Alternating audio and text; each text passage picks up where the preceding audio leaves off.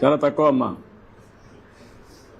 అంటే మీరు ఆస్తి ఉంది, వ్యాపారం ఉంటుంది, ఇలాంటి ఉద్యోగం ఉంటుంది, కానీ పిల్లలే మీ ఆస్తి. వాళ్ళు పెద్దయి బాగా కానీ ప్రయోజకులైతే మిమ్మల్ని సరిగా చూసుకోవడమే కాకుండా వాళ్ళ జీవితాలు బాగుపడతాయి. వాళ్ళ కోసం మీరు కష్టపడుతున్నారు. అలాంటప్పుడు ఆ పిల్లల చదువు ఎట్లుంది? చదువు అనేది పెద్ద ఆస్తి.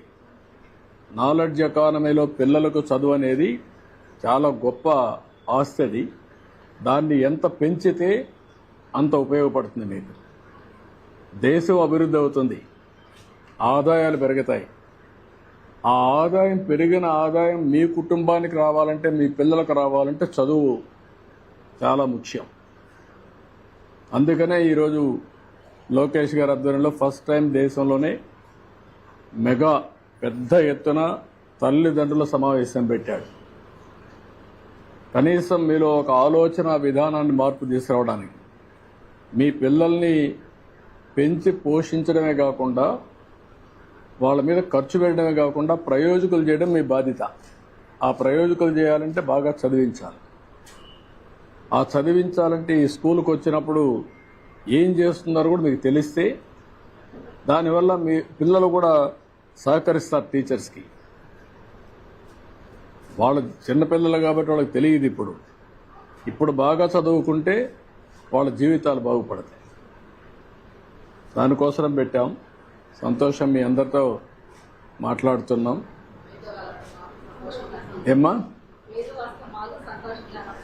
మీకు ఇలాంటి సమావేశాలు ఎన్ని రోజులకు ఒకసారి పెడితే బాగుంటుంది? సంవత్సరానికి 2, 3, 4 ఇలాంటి సమావేశాలు పెట్టి మీకు అందరికి ఫోన్లు ఉన్నాయా?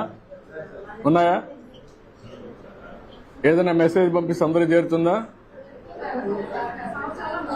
ఏమ్మా పిల్లలు, మీరు చెప్పండి, మీ తల్లికి కానీ తండ్రికి కానీ ఫోన్లు ఉన్నాయా? లేవని వాళ్ళు చెల్లిపైకి ఎత్తండి. అందరికీ ఉన్నాయి.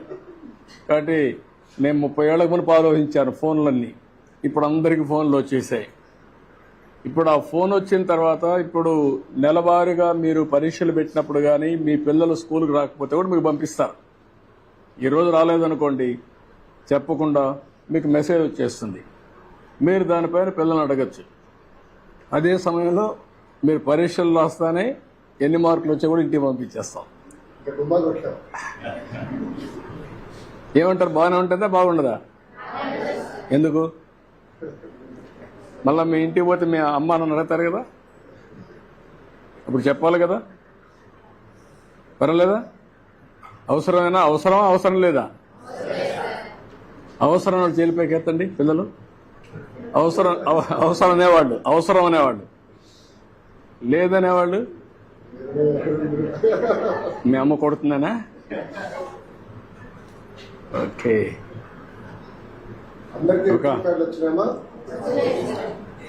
మేడం గారు అందరికి అన్ని ఎక్స్ప్లెయిన్ చేశారు, అన్ని చెప్పారా?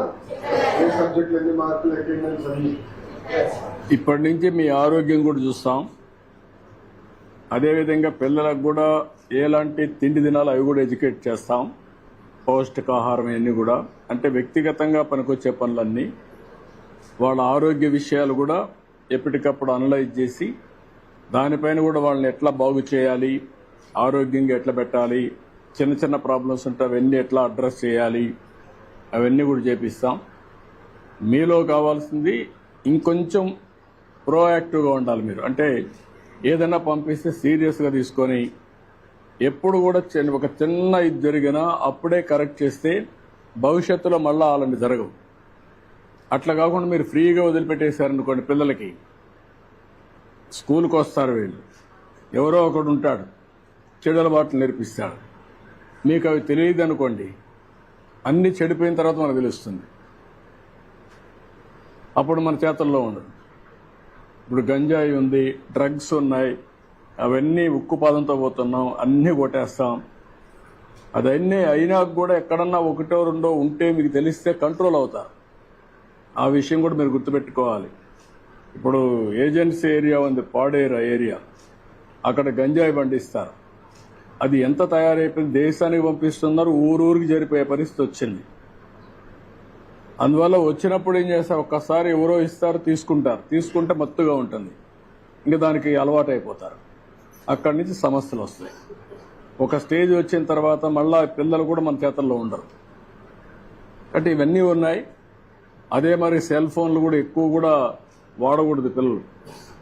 ఎంతవరకు వాడాలనో అంతవరకే వాడాలి తప్ప సెల్ ఫోన్లు ఎక్కువ వాడారనుకోండి, దానివల్ల కూడా లేనిపోని కొత్త కొత్త తప్పుడు ఆలోచనలు వస్తున్నాయి. అవి కూడా కంట్రోల్ చేయాలి. టెక్నాలజీ చాలా ఉపయోగపడుతుంది. ఆ టెక్నాలజీ వల్ల కూడా దుష్పరిణామాలు ఉన్నాయి, చెడు అలవాట్లు వస్తాయి, ఎన్ని వస్తాయి. వీళ్ళ భవిష్యత్తు బాగుండాలి, దానికోసం నేను ఆలోచిస్తున్నా. ఇవన్నీ మీరు కూడా ఏం చేయాలో ఆలోచించండి. మనం మాట్లాడదాం, ఎప్పటికప్పుడు మీతో మాట్లాడతాం. మీకు కూడా ఇన్ఫర్మేషన్ నేను కూడా తెప్పించుకుంటాం, మినిస్టర్ గారు కూడా తెప్పిస్తారు. మీ అభిప్రాయాలు కూడా, మీ అభిప్రాయాల ప్రకారం మీ పిల్లల్ని బాగా చదివించాలనేది మా ఆలోచన, సింపుల్గా. ఓకే, రండి మీటింగ్లు పోదాం. మీరందరూ అక్కడనే కూర్చోండి సార్. అక్కడి నుంచి ఫోటో సార్. రామ్మా ఇక్కడ ఆ బెంచ్లో కూర్చుంటాం. మీరు నుంచుంటే బాగుంటుంది సార్. లేదు, కూర్చుంటాం. నిలబడుకుంటే వాళ్ళు అడ్డం వస్తారు పేరెంట్స్కి అందరికి. రామ్మా టీచరు, కూర్చోండి కూర్చోండి కూర్చోండి కూర్చోండి. అందరూ కూర్చోండి. రామ్మా. అందరూ కూర్చోండి. బహిరంగ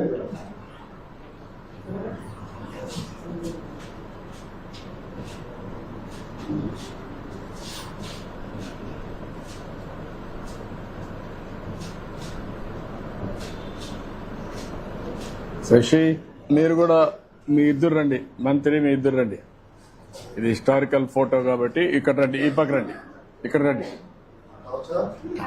రండి కూర్చోండి కూర్చోండి. ఇట్రా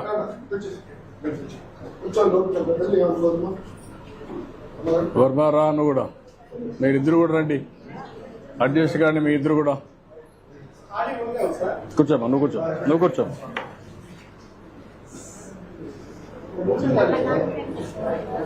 నానా థ్యాంక్ యూ. కొంచెం జరుపుకోండి మా. యా కూర్చో, అటు కూర్చో, కొంచెం అటు కూర్చో. నువ్వు ఒక్కడ నిలబడుకున్న ఒక దిష్టి బొమ్మ